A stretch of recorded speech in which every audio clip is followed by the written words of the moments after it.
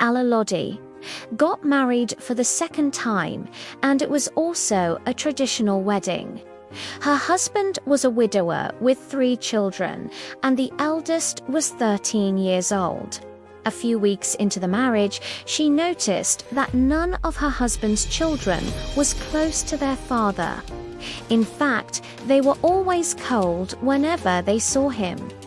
As for her, she didn't know whether they loved or accepted her. They tried as much as possible to keep their distance. She also noticed that her new husband was short-tempered and hit the children over every slight mistake. She felt it was too harsh. When she confronted him, it resulted in a heated argument, and before she knew it, he beat her blue and black. She was rushed to the hospital. Her husband was the one who took her there himself after she passed out.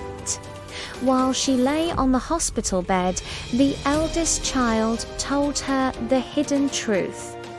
"He is going to kill you, just as he killed our mummy," the girl said fearfully. "You are a good woman, but you have to run away for your life." This was how he used to beat our mummy and take her to the hospital. Until one day, she went to the hospital and never came back home. She died. The girl said and burst into tears. Alaladi was shocked but could not utter a word as she kept staring at the girl. "Please don't let him know I told you this. He warned us never to say a word about it to anyone, or else he will kill us too," the girl pleaded. Meanwhile, inside a mini supermarket, Amalala met Samuel, her sister's ex-husband. Samuel owned the supermarket. He was sitting with one of his friends in an open office when Amalala saw him. "Samuel," she called as she walked up to him. "Sister Lola," Samuel replied. He stood up and they hugged. "Are you back in town? I thought you were in Abuja," Amalala asked.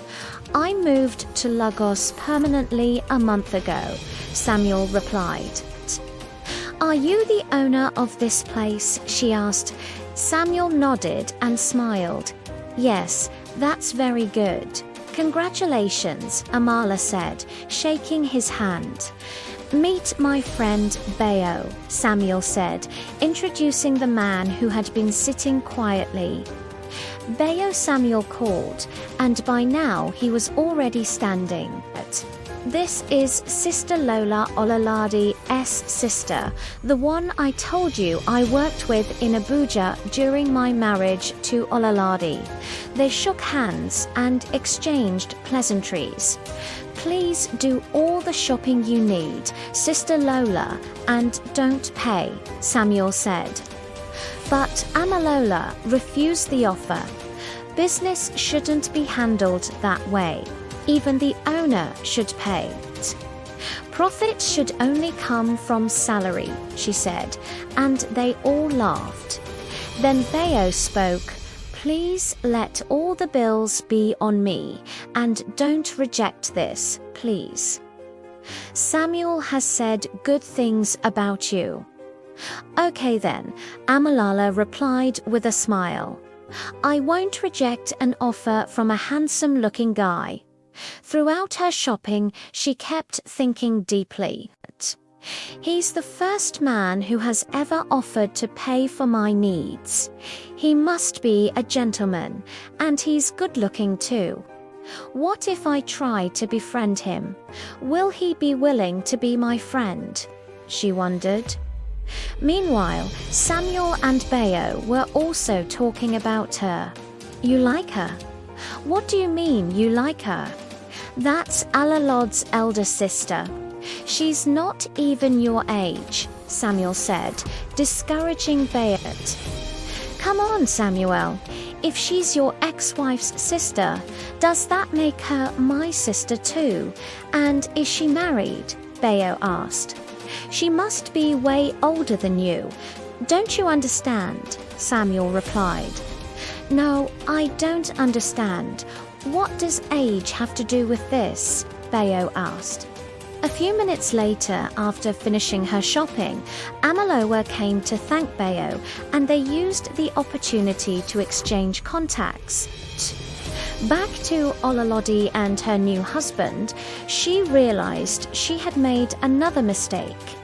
But she kept it to herself because she didn't want her family or society to mock her again. She decided to stay in the abusive marriage and hoped she would be able to manage the aggressive man. Amalala and Bayo started seeing each other. They hung out often and attended parties together. Adebayo, Orowolo, was an economist. He worked as a manager in a financial services company and was doing well in his career and finances. A year into their friendship, Amalala realized that their relationship remained undefined. She summoned the courage to talk to him. "Do you consider taking this friendship to another level?" she asked one faithful Saturday evening. "Do you ever see me as more than a friend?" Bayo stammered. "Initially, when I met you, I wanted more than friendships. But as time went on, I didn't really know what I wanted anymore. So I decided to just leave things the way they are." "No, we can't leave it like that," Amalala replied. "I'm not getting younger, and I don't want to waste time."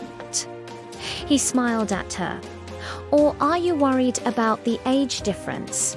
she asked. "Oh no," Bayo said. "Not at all. I knew about that from day one, and it has never bothered me," and that marked the beginning of their relationship.